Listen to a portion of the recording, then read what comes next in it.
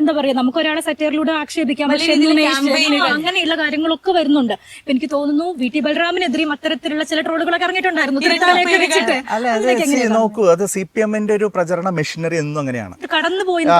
അവര് നമ്മളെ കുറിച്ചൊക്കെ പറയും, എന്താ ഞങ്ങളെ വ്യക്തിഹത്യ നടത്തുന്നു എന്നൊക്കെ പറഞ്ഞു. പക്ഷെ കേരളത്തിന്റെ ചരിത്രത്തിൽ കഴിഞ്ഞൊരു 100 വർഷത്തെ ഇന്ത്യക്ക് സ്വാതന്ത്ര്യം കിട്ടുന്നതിന് മുമ്പുള്ള കഥ എടുത്ത് അടക്കം നോക്കിയാൽ എതിരാളികളെ ടാർഗറ്റ് ചെയ്ത് വ്യക്തിഹത്യ നടത്തി അധിക്ഷേപിച്ച് നിരന്തരം ഒരു പ്രൊപ്പഗാൻഡയായിട്ട് ഇത് മുന്നോട്ട് കൊണ്ടുപോയി എതിരാളികളെ താറടിക്കുന്നത് CPM ആണ്. അത് ആരാണോ കോൺഗ്രസിൽ പൊട്ടൻഷ്യലായിട്ട് ഉയർന്നു വരുന്നത്, ആരാണോ അവർ ഭീഷണിയായിട്ട് കാണുന്നത്, അവർക്കെതിരെ അവരെ ഫുൾ മെഷീനറി ഇറങ്ങും. VD സതീശനെതിരെ അടുത്ത കാലം വരെ പ്രശ്നം ഉണ്ടായിരുന്നില്ലല്ലോ. ഇപ്പം VD സതീശൻ അവരുടെ നമ്പർ 1 ടാർഗറ്റ് ആണ് എന്നുള്ളത് ഞങ്ങളെ സംബന്ധിച്ച് വലിയൊരു കോൺഫിഡൻസ് ആണ്. കാരണം ശരിയാണ്, VD സതീശൻ ശരിയായ ട്രാക്കിലാണ്. അതേസമയം ഇപ്പം പാലക്കാട് ഇരിക്കുന്ന സമയത്ത് ഷാഫി പറമ്പിലിന് എത്ര അറ്റാക്ക് ഉണ്ടായിരുന്നില്ലല്ലോ.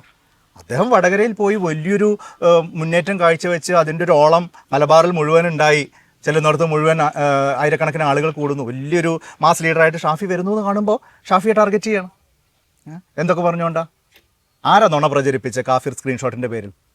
ഞങ്ങളാണോ അവരാണോ? ആരാ നിങ്ങൾ പറ? ആരാ അറസ്റ്റിലായി? DYFI-കാരനല്ലേ? ആരാ ഗവൺമെന്റ്? ഇവരല്ലേ? ഇവരുടെ പോലീസ് അന്വേഷിച്ച് ഇവരുടെ ആളുകളെ തന്നെ പിടിക്കണം എന്ന് പറഞ്ഞാൽ എത്രത്തോളം വലിയ സംഭവം നടന്നിട്ടുണ്ടാവും. ഇത് അവരുടെ സ്ഥിരം രീതികളാണ്.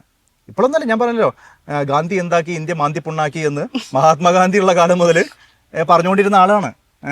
മൊട്ടത്തലയൻ സാഹിബ് എന്ന് സാക്ഷാൽ ജവഹർലാൽ നെഹ്റുവിനെ അധിക്ഷേപിച്ച ആളുകളാണ്. അവരാണ് തലമുറ കൈമാറി കോൺഗ്രസിന്റെ ഇപ്പോഴത്തെ ലീഡർഷിപ്പിനെതിരെ പറഞ്ഞുകൊണ്ടിരിക്കുന്നത് മാത്രമേ ഉള്ളൂ.